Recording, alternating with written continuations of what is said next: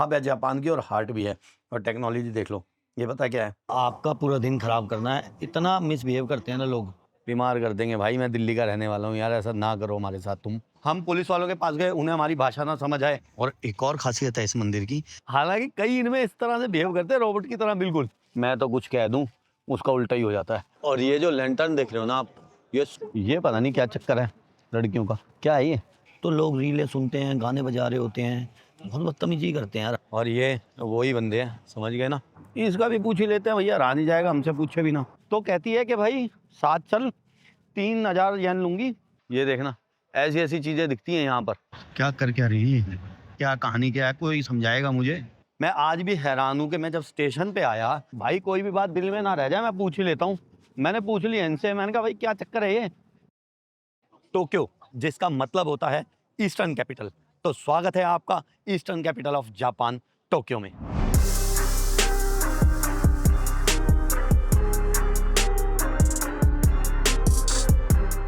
Actually Japan की old capital थी Kyoto, और टोक्यो जापान के ईस्ट में पड़ता था, जिसका पुराना नाम था ईदो, और ईदो का मतलब था बे पर बसा हुआ शहर। और 1868 में यहाँ के राजाओं ने टोक्यो को, जो कि ईस्टर्न पार्ट ऑफ जापान में था, कैपिटल घोषित कर दिया और कैपिटल को क्योतो से यहाँ शिफ्ट कर दिया। भीड़ देख लो भाई, लेकिन लोग शांत है, कोई हबड़ तबड़ नहीं मचा रखी, आराम से चल रहे हैं। और जापान की अगर कुल आबादी की बात करूं तो जापान की कुल आबादी है लगभग 12.25 करोड़, और अकेले टोक्यो में ही 3.25 करोड़ लोग रहते हैं। टोक्यो का जो ग्रेटर एरिया है उसको सबको मिला के। और टोक्यो दुनिया की टॉप 5 मोस्ट पॉपुलेटेड सिटीज़ में से एक है। फोटोशूट चल रहा है भाई, और ये वही बंदे हैं, समझ गए ना। कल रात को जिस एरिया में थे हम, प्लास्टिक सर्जरियाँ कराई होती है इन्होंने बहुत ज़्यादा। 100 दिन की शुरुआत फिर से कर रहा हूँ मैं सकुरा नेपाली रेस्टोरेंट से। और ऐसा नहीं है कि भाई जापान में कोई खाने पीने की कमी है, जापान दुनिया में फेमस है अपने खाने के लिए। लेकिन सुबह सुबह भी इतना टाइम नहीं होता कि यार ढूंढी जाए चीज़ और फिर खाई जाए। तो पहले जो है एक बार अच्छा सा खाना मिल जाए, फिर सारा दिन कुछ भी खाते रहो। कल शाम को मैंने खाया था इनका स्ट्रीट फूड वगैरह जो है। तो सुबह सुबह जो दिन की शुरुआत करें वो अच्छे खाने से कर लेते हैं, बढ़िया हो जाएगा। नमस्कार, कैसे हो भाई लोगों, ठीक हो? बस बढ़िया जी, आप कैसे हो? मैं भी बहुत बढ़िया हूँ भाई, ठीक हो? मेहरबानी से बांटते भाई, हम जी रहे भाई साहब। अरे क्या बात है, क्या बात है।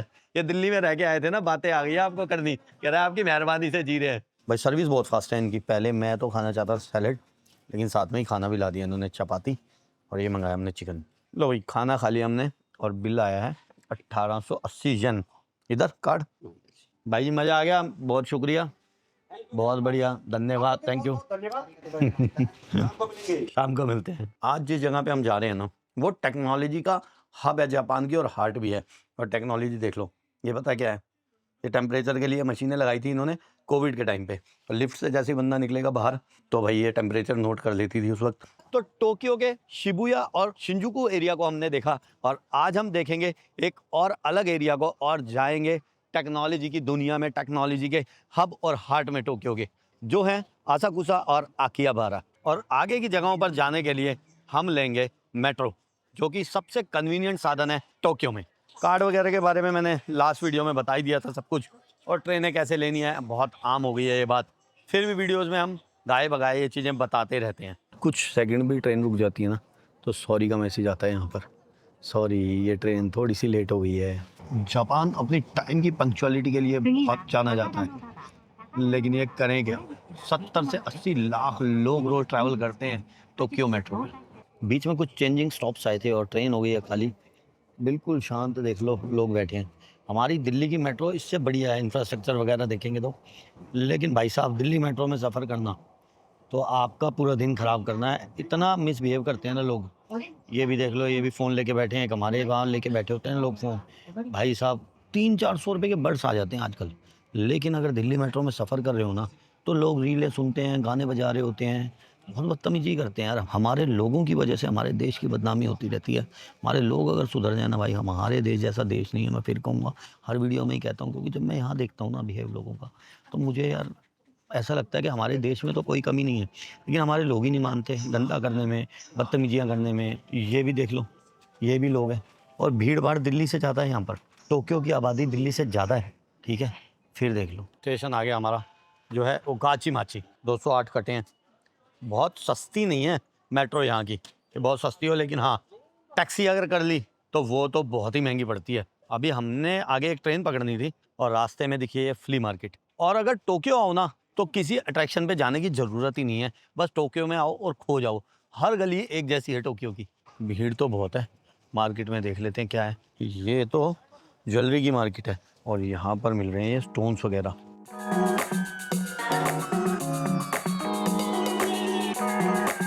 स्टोन मार्केट से थोड़ा सा आगे आ गए थे और भाई मिला है।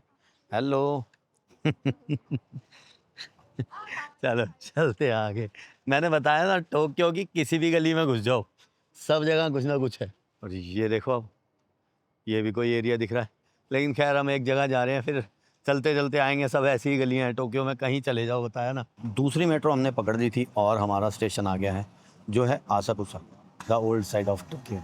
और आसाकुसा के मेन अट्रैक्शंस पे जाने के लिए हमें लेना है एग्जिट 1। और इस एरिया से मेरी काफ़ी यादें जुड़ी हुई हैं, क्योंकि पहली बार जब मैं जापान आया था तो आसाकुसा रुका था अपनी फैमिली के साथ। बट ये वो गेट नहीं है जहाँ से मैं निकला था, स्टेशन के किसी और गेट से एग्जिट किया था। और जापान का फर्स्ट इंप्रेशन था इस तरह का। लास्ट टाइम मैं आया था 2016 में और उस वक्त इतनी भीड़ नहीं हुआ करती थी यहाँ पर। अभी 4-5 सालों से जापान का क्रेज कुछ ज़्यादा बढ़ गया है। और जापान यार अच्छी जगह है, टोक्यो की वाइब्स मुझे अच्छी लगती हैं। लास्ट टाइम भी मैं आया था तो 8 दिन टोक्यो में ही रहा था।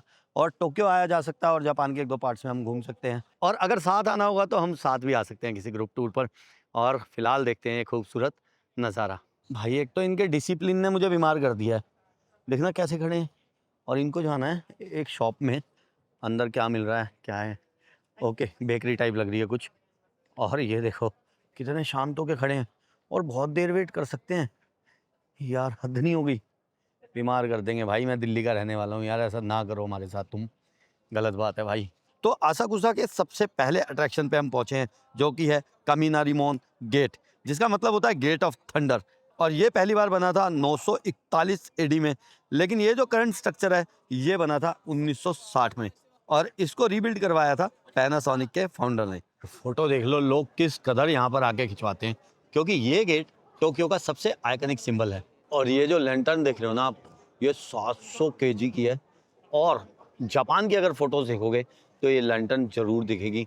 ये one of the most photographed location है जापान की। एक मजे की बात बताऊं, देखो इंस्टाग्राम वगैरह के चक्कर में लोग भगवानों तक को भूल गए हैं। यहाँ पर देखो ये एक गॉड ऑफ थंडर है जिनकी मूर्ति है, कोई नहीं देख रहा इनको। उधर है गॉड ऑफ विंड, उन्हें भी कोई नहीं देख रहा। सब लगे हैं अपनी फ़ोटो खिंचवाने के लिए लैंटर्न के आगे। और देखो ये सब ना भाई बहुत ज़्यादा धार्मिक भी हैं लोग। नीचे देखो ये ड्रैगन बना रखा है नीचे, symbol of power and protection. So gate से अंदर एंट्री करके हम पहुंच गए हैं नाकामिशी स्ट्रीट पर, जो कि 300 साल पुरानी है, जब टोक्यो टोक्यो नहीं ईदो हुआ करता था। भाई क्रेज देख रहे हो जापान का कितना हो गया है, कितना टूरिस्ट आ गया है। इनफैक्ट मैंने एक जगह देखा था, शायद पता नहीं सच है या झूठ है, ये बात मुझे कंफर्म नहीं है, कि जापान अगर आ रहे हो आप, टोक्यो आ रहे हो तो इंटरनेशनल फ़्लाइट लेके आओगे और डोमेस्टिक फ़्लाइट अगर उसी के साथ बुक करा रहे हो तो वो डोमेस्टिक फ़्लाइट्स फ्री दे रहे थे कि भाई टोक्यो की जगह कहीं और भी जाओ। टोक्यो में लाखों लोग आते हैं एज अ टूरिस्ट, लेकिन ये चाहते हैं जापान गवर्नमेंट के टोक्यो की जगह और भी जो शहर है वो देखो, उसके लिए ये प्रमोट करते रहते हैं चीज़ों को आगे आगे। और मैंने इतना खाली देखा है ना स्ट्रीट को, बिल्कुल खाली, एक भी बंदा नहीं था। हालांकि वो रात का टाइम था, लेकिन मैं सच कह रहा हूँ इतनी भीड़ तब नहीं थी, आज से 10 साल पहले नॉर्मल भीड़ थी, बट अब तो बहुत ही भीड़ हो गई यार। ज़्यादातर इस स्ट्रीट पर स्वीनियर शॉप्स ही हैं। और ये देखो जापान में होती है चॉपस्टिक यूज़, चॉपस्टिक भी एज अ स्वीनियर इन्होंने लगा रखी है। और सुंदर सुंदर चॉपस्टिक्स हैं इधर हैं, काफ़ी है, मतलब सारी जो शॉप है वो चॉपस्टिक्स की है।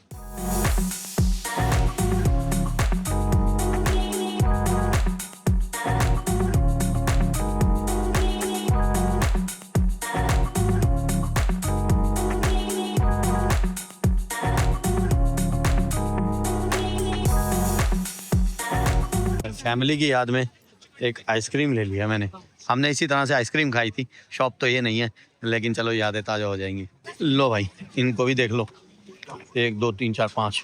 और नाकामिशी स्ट्रीट पर सामने चलते चलते दिख रहा है सेंसोजी टेम्पल, जो कि टोक्यो का ओल्डेस्ट बुद्धिस्ट टेम्पल है। स्थापना हुई थी एडी 645 में, यानी कि लगभग 1380 साल पुराना ये मंदिर है सामने। और इन दुकानों के ऊपर का डिज़ाइन भी देखो, मंदिर के डिज़ाइन जैसे ही है, क्योंकि ये जो लोग थे दुकानदार पहले मंदिर की मेंटेनेंस के बदले यहाँ पर व्यापार किया करते थे। और अब तो ये बहुत पुरानी हो गई हैं सब कुछ प्रथाएं, तो अब नहीं पता भाई इन्हीं की हो गई होंगी दुकानें, या आज भी मंदिर को कोई ना कोई डोनेशन ये लोग देते हैं। और सामने मंदिर का एंट्री गेट आ गया जो है कमिनारी मोन गेट, यानी कि थंडर गेट। और फिर से वही स्टाइल, लैंटर्न है बीच में, और लैंटर्न जो है उसके ऊपर भी लिखा हुआ है थंडर गेट। मंदिर की एंट्री है उस साइड, लेकिन यहाँ पर ये क्या कर रहे हैं, पर्चियाँ सी बांध रहे हैं कोई, और कहते हैं कि अगर बैड लक होता है तो ये पर्ची यहाँ पर बांध देते हैं लोग, और ये विश वगैरह के लिए कर रहे हैं, पता नहीं सिस्टम क्या है। और यहाँ पर लिखा भी हुआ है only if you due a bad fortune please tie it to a rack. यार कितनी भीड़ हो गई है ना, देखो। और सेंसोजी टेम्पल की ये एक बहुत ही खास जगह है, जहाँ पर ये जो स्मोक आ रही है, ये जो धुआं है, इसको लोग अपने ऊपर लेते हैं, जिससे माना जाता है लक और हेल्थ। इससे कहते हैं कि हेल्थ अच्छी होती है और गुड लक आता है। और ये है अगरबत्तियों का धुआं, लोग जो अगरबत्तियाँ यहाँ आकर जलाते हैं उसका ही धुआं है, फिर दूसरे लोग उस धुएं को अपने ऊपर लेते हैं। और जापान ने बहुत ज़्यादा टूरिज़्म को आगे बढ़ा दिया है, और टूरिज़्म ना किसी भी देश को बहुत आगे ले जा सकता है। और हमारे देश में तो इतना कुछ है ना भाई टूरिज़्म को लेके, कि अगर हम ध्यान देंगे तो हमारे बिजनेसेस वगैरह बहुत ग्रो करेंगे। मेरी बात को मान लेना आज, बस हमें सफाई रखनी है, हमें चीट नहीं करना टूरिस्ट के साथ।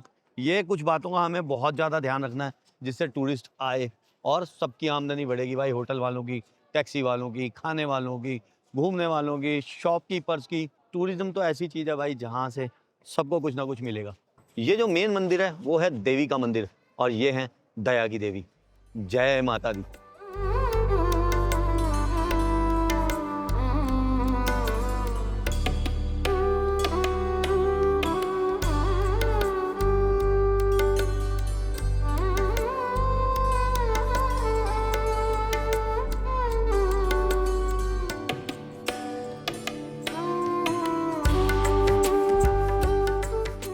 और पीछे ये जो टावर दिख रहा है ना, ये है Tokyo sky tree tower.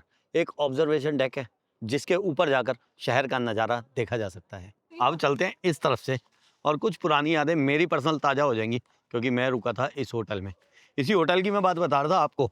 First video अगर आप लोगों ने देखी हो, जब मैं यहाँ आ रहा था जापान में, तो मैंने बताया था कि भाई वो प्रेस दे गए, और 3 दिन तक ये नहीं पता लगा कि ये प्रेस चलती कैसे है। 3 दिन लग गए, फिर पूछ ही लिया उनसे कि भाई ये स्टार्ट कैसे होगी, तो उन्होंने बताया। तो वो जो मैं होटल की बात बता रहा था, वो इसी होटल की बात बता रहा था। अच्छा, जापान की एक और खासियत है, यहाँ पर डस्टबिन मिले ना मिले, यहाँ पर पब्लिक टॉयलेट्स फ्री में ज़रूर मिल जाते हैं। और डस्टबिन का चक्कर पता है क्या है यहाँ पर? एक्चुअली ये बात है शायद 1995 की।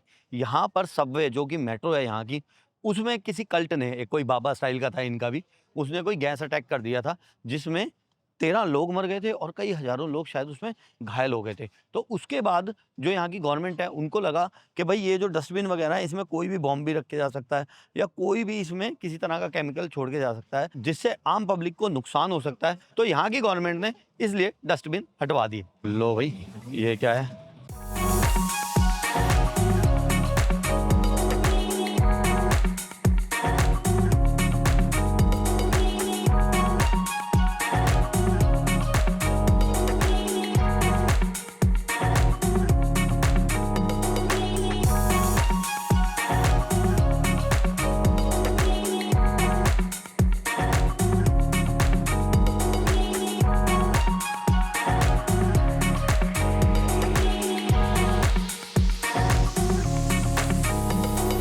ये थिएटर वाले थे और परेड निकाल रहे थे, है ना। जापान की परेड भी अलग, मज़ा आया देख के, क्या ड्रेसअप कर रखा था।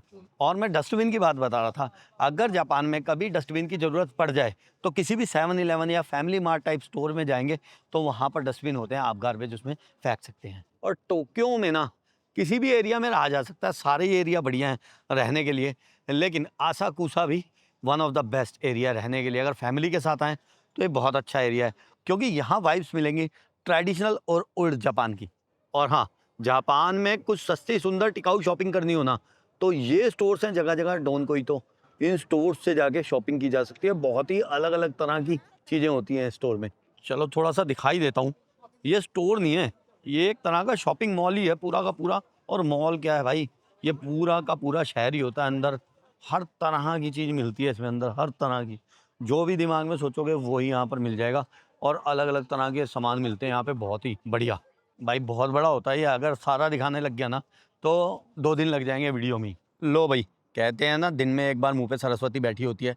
इतनी देर से डस्टबिन कर रहे थे, ये पहला डस्टबिन दिख गया है जापान का। मतलब अभी 4 दिन हो गए मुझे आए और ये डस्टबिन भी दिख गया है। तो नेक्स्ट हम ट्रेन पकड़ के जा रहे हैं उएनो।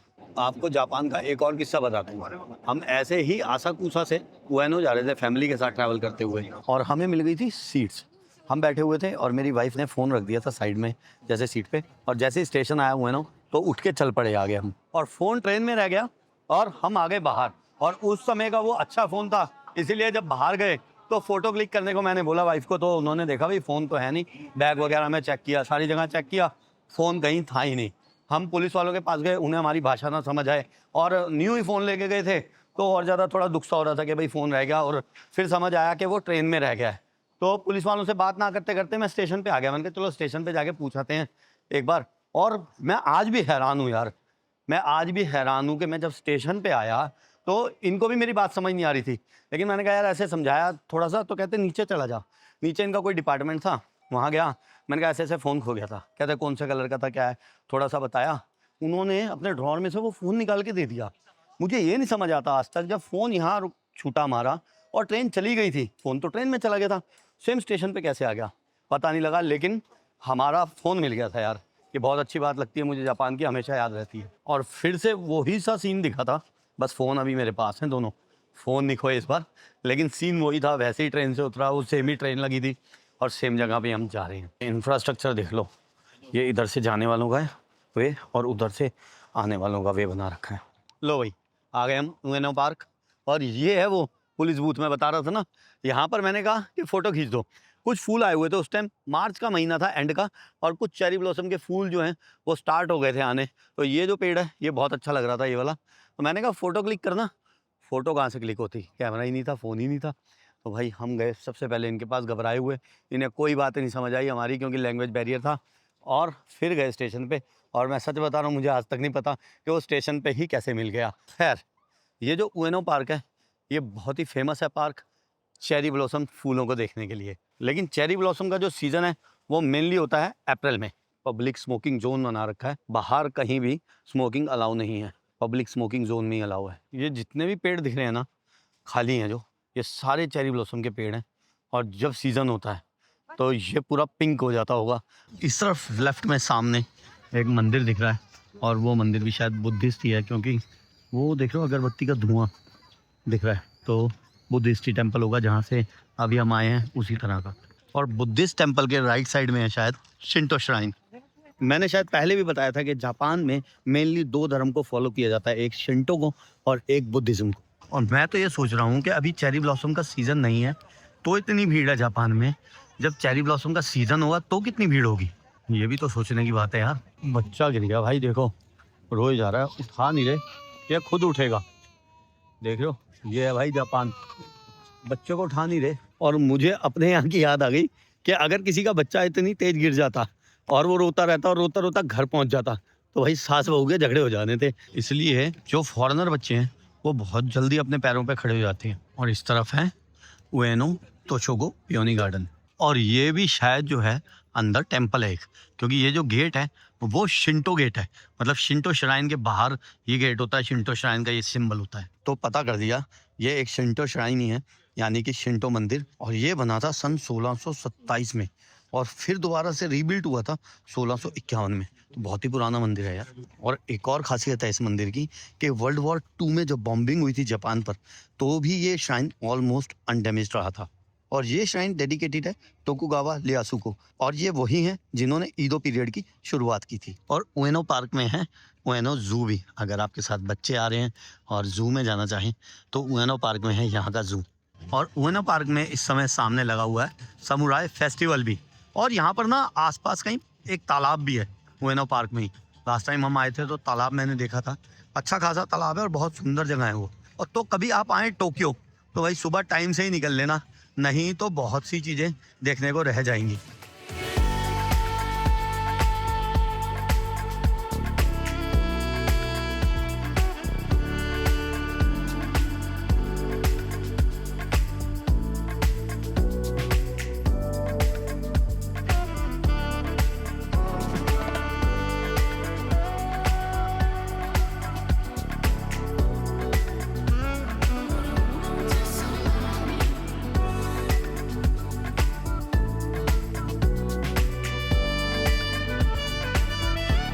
लो भाई, ऊनो पार्क में भी डस्टबिन दिख गया है। तो अब कोई रील आए ना कि जापान में डस्टबिन नहीं होते, तो उनको ये वीडियो भेज देना, बता देना जापान में डस्टबिन होते हैं। ऊनो पार्क से निकलते निकलते हो गया है अंधेरा, और अभी तक हम देख रहे थे टोक्यो जापान का साइलेंट पार्ट, और अभी हम जहाँ जाने वाले हैं वो है टोक्यो का लाउड पार्ट, जो है अमेयोको मार्केट। माजदा की कार देखी थी शायद हमने सियाटल में, वो यहाँ पर चल रही है।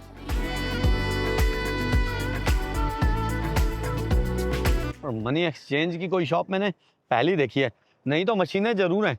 7-Eleven वगैरह में जाओ, कहते हैं मशीनों पे कर लो भाई जाके एक्सचेंज। यहाँ रेट देख लेता हूँ, जो क्रेडिट कार्ड पे रेट मिल रहा था वो तो यहाँ पर नहीं मिल रहा, जो हमारे को एक्सचेंज रेट बैंक दे रहा है, मतलब कि बैंक अच्छा रेट दे रहा है हमारे वाला, यहाँ पर वो रेट नहीं मिल रहा। लेकिन कैश की यहाँ ज़रूरत पड़ती है, तो मैंने $100 कैश करा लिए, जिसके हमें मिले हैं 15,000 समथिंग, 15,000, मतलब कि इतने ही मिलेंगे ना, 15,400 के आसपास मिलने चाहिए, 15,400 ही होंगे ये। लो भाई, मार्केट के अंदर हम आ गए हैं, और ये देखो इनकी खासियत, ये एक शॉपकीपर हैं, ये जो जा रहे हैं ना ग्रे बास्केट में आगे, मैंने इनसे गेट पूछ लिया कि भाई गेट कहाँ है, तो शॉप से आके मुझे गेट बताने आ गया ये बंदा, वो गेट पूछा था मैंने। Thank you, thank you. आएगा तो यार, देख रहे हो, हालांकि कई इनमें इस तरह से बिहेव करते हैं रोबोट की तरह बिल्कुल, लेकिन वो इसलिए करते हैं, उन्हें भाषा नहीं समझ आती बेचारों को। लेकिन ज़्यादातर लोग ऐसे हैं कि एड्रेस पूछोगे ना इनसे तो ये छोड़ के आते हैं। आज इस मार्केट में कम भीड़ है, नहीं तो इस मार्केट में बहुत भीड़ होती है अमेयोको मार्केट में, और यहाँ पर लोकल तरह के कपड़े मिलते हैं, बट बहुत अच्छी क्वालिटी के होते हैं वो भी, और बहुत ही चीप रेट में मिलते हैं। और ना इस मार्केट से मैं जैकेट ले गया था, वो जैकेट मैं आज तक पहनता हूँ, 10 साल हो गए मुझे, और बहुत सस्ती ली थी वो, उस समय के हिसाब से 2-2.5 हज़ार की आई थी इंडियन रुपीज़ की। जैसे ये 13,000 की है तो ये 7-1 हज़ार रुपये की होगी, लेकिन वो 2.5 हज़ार इंडियन रुपीज़ की थी, और भाई वो आज तक चल रही है। और ट्रैवलिंग मंत्रा चैनल पे अगर जाओगे ना, डीपी की फ़ोटो में वही जैकेट पहनी हुई है आज भी। और एक और बात है, यहाँ पे बार्गेनिंग भी हो जाती है, और इसको जापान की देसी मार्केट भी कहते हैं।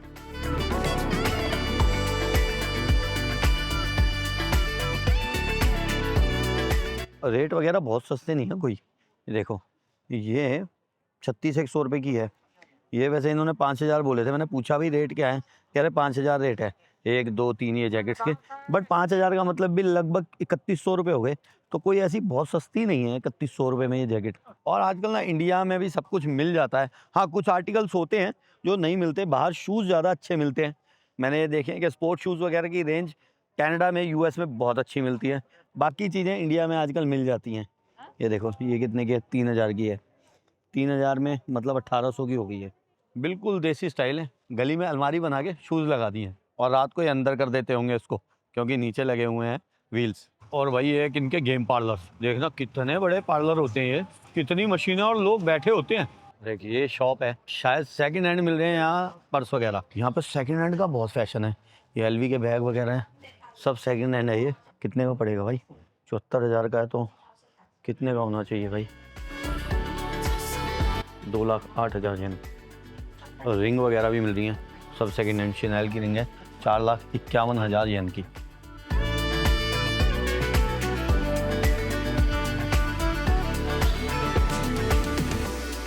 और इस साइड से है अमेयोको मार्केट की मेन एंट्री, अगर इधर से घुसेंगे फुल केओस, फुल देसी स्टाइल मार्केट दिखेगी, लेकिन हमने जाना है वापस रिवर्स में, क्योंकि हम बैक साइड से एंट्री करके आए थे।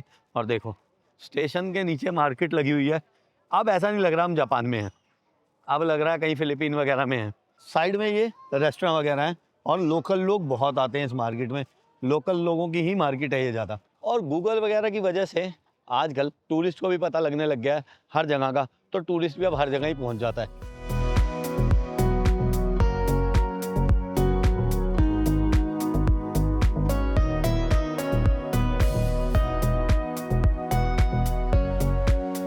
और जापान में चाहे देसी मार्केट में घुस जाओ, चाहे कितनी भी अच्छी मार्केट में घुस जाओ, चाहे शांत गली में घुस जाओ, जापान की ये एक खासियत, वेंडिंग मशीन हर जगह हमें देखने को मिलती है। और जापान में ऐसी 50 लाख मशीनें रखी हुई हैं, और मुझे लगता है फॉरेनर्स ही शौक शौक में ले लेते हैं इससे कुछ, बाकी तो 7-Eleven भी हर गली मोड़ पे है, इसका मुझे फंडा ही नहीं समझ आया ये इतनी सारी क्यों लगी हुई हैं सब जगह। खैर हम निकलते हैं जापान की देसी मार्केट अमेयाकोचो से बाहर, और हम जा रहे हैं JR लाइन के उएनो स्टेशन पर, जहाँ से लेंगे शिनकानसेन यानी कि बुलेट ट्रेन की टिकट। भाई स्टेशन है या शॉपिंग मॉल है, हार्ड रॉक कैफे भी स्टेशन के अंदर है।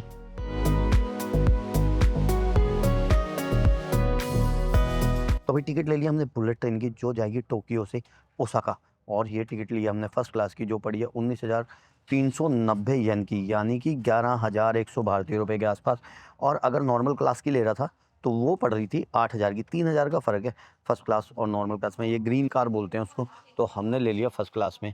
और ये है टिकट काउंटर जहाँ से हमने टिकट बुक कराई है, उएनो स्टेशन पर। वैसे टिकट के लिए मशीन भी लगा रखी है, लेकिन अगर कंफर्टेबल ना हो तो टिकट काउंटर से भी टिकट कराई जा सकती है। तो मैंने टिकट काउंटर से आके टिकट करा ली। ऑनलाइन देख रहा था तो वही टिकट मुझे 13,000 की मिल रही थी, स्टेशन पे आके वो टिकट मुझे मिली है 11,000 की। भीड़ देखो कितनी है। और ये मैं बता रहा था ना, ये है मशीनें इधर लगी हुई जिससे टिकट ली जा सकती है शिनकानसेन यानी कि बुलेट ट्रेन की। बस पता होना चाहिए कि भाई कब की टिकट चाहिए, क्या चाहिए। अगर कोई इंक्वायरी नहीं है, पता है, तो सीधी यहाँ से टिकट परचेज की जा सकती है मशीन से। और अब चलते हैं आज के अपने अगले डेस्टिनेशन पर, जो है आकिहाबारा टाउन, जिसको कहते हैं the hub and the heart of technology of Tokyo and Japan.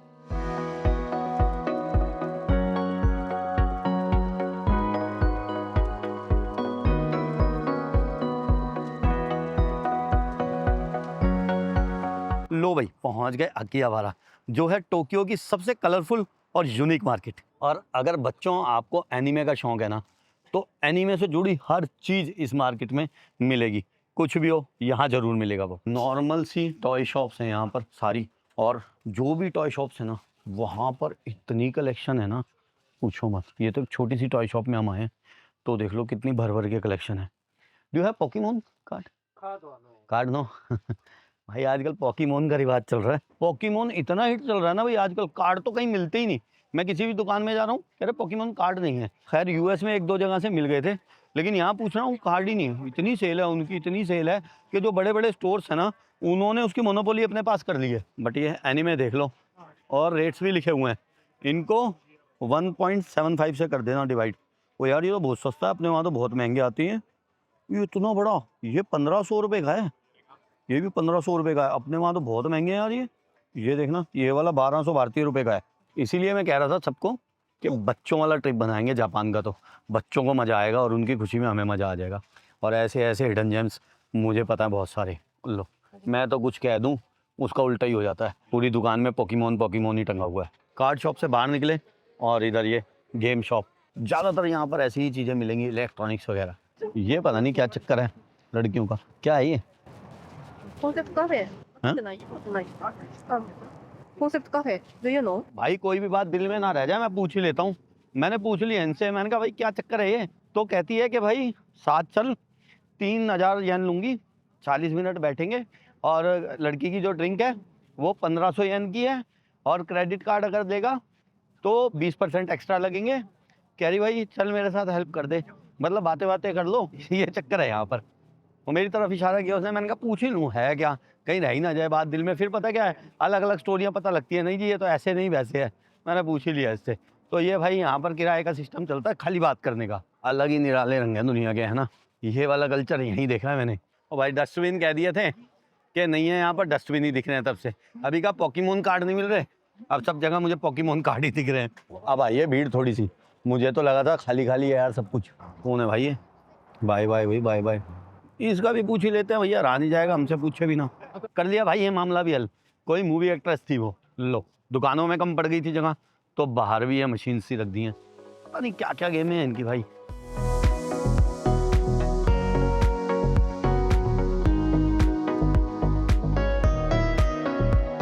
और रेडी पटरियाँ यहाँ भी हैं टोक्यो में। और लास्ट टाइम ना हम एक शोरूम में घुस गए थे भाई, ऐसा ऐसा इलेक्ट्रॉनिक का सामान था, खासकर कंप्यूटर्स को लेके। इतने माउस और इतनी तरह के माउस अभी तक आने वाले 10 साल में भी मैंने कहीं नहीं देखे। 10 साल पहले मैं आया था और अभी भी 10 साल तक नहीं देखे। कहीं कोई शॉप वो वाली दिख गई ना, तो देखते ही पहचान में आ जाएगी, तो दिखाऊंगा भाई। एक दो माउस तो उनमें ऐसे थे जिनमें 15 से 20 बटन लगे हुए थे, अलग अलग तरह के। एक इलेक्ट्रिक शॉप में आ गया था मैं, और बहुत कुछ है इलेक्ट्रॉनिक्स का यहाँ पे।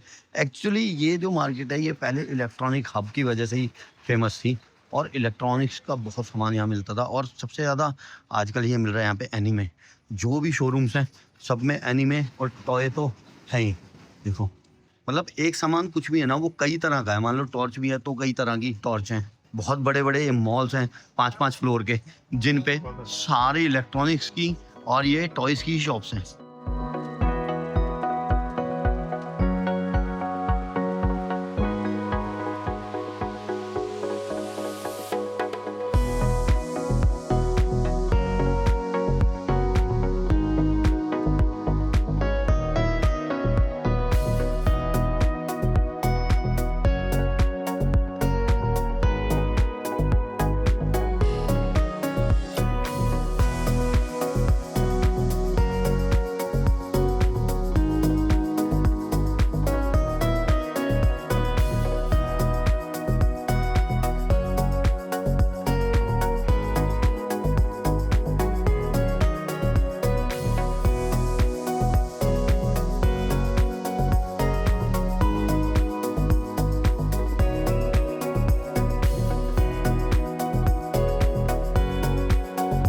और चलते चलते ये एक लास्ट इलेक्ट्रॉनिक शॉप देख लेते हैं, जहाँ पर भरमार है इलेक्ट्रॉनिक्स की।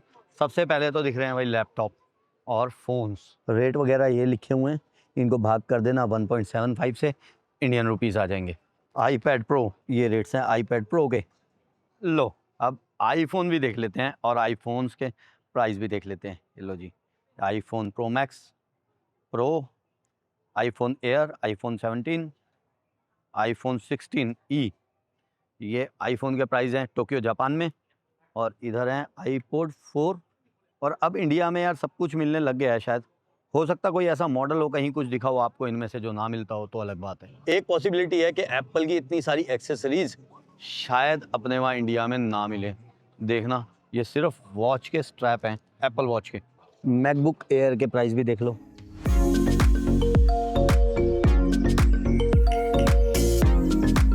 और अभी तो ये सिर्फ फर्स्ट फ्लोर है, ऐसे ऐसे 7 फ्लोर हैं यहाँ पर। ये देखो 5th 6th 7th, video games, VR headset, plastic modes, action figures, क्या क्या यार। अब हम चलते हैं इस सेक्शन पे, कंप्यूटर। सॉरी भाई, मैं गलत होऊंगा, अपने वहाँ इतना कुछ नहीं मिलता शायद। ये देखना, ऐसी ऐसी चीज़ें दिखती हैं यहाँ पर। ये क्या चीज़ है यार, बताना। वायर सेट्स देख लो भाई।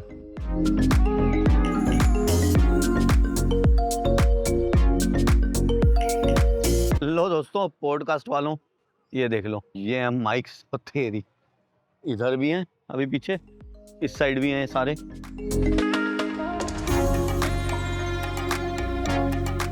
इधर क्या है, ये साउंड ब्लास्टर एम्पलीफायर स्टाइल।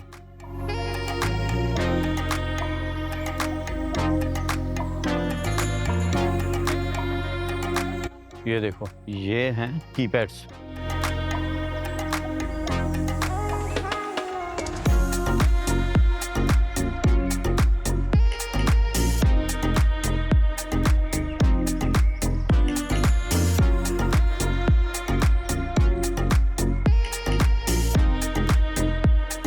भाई माउस देखना कितने हैं यार, कितनी तरह के माउस पड़े हैं।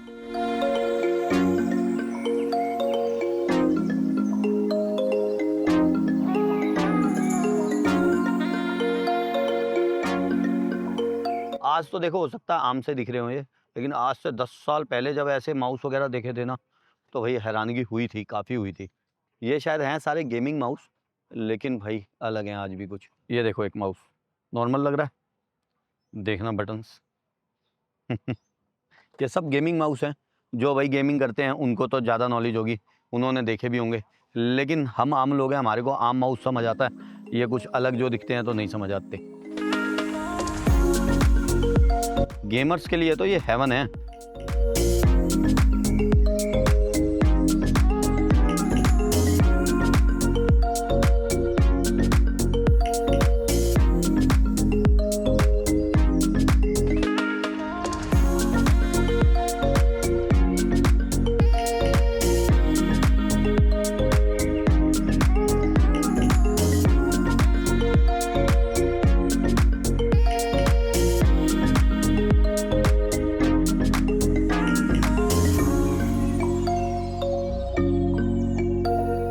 इतनी वैरायटी है ना कि एक एक सेक्शन में ही कई कई घंटे लग जाए देखने में चीज़ें। अगर यकीन नहीं आता तो ये हेडफोन्स देख लो।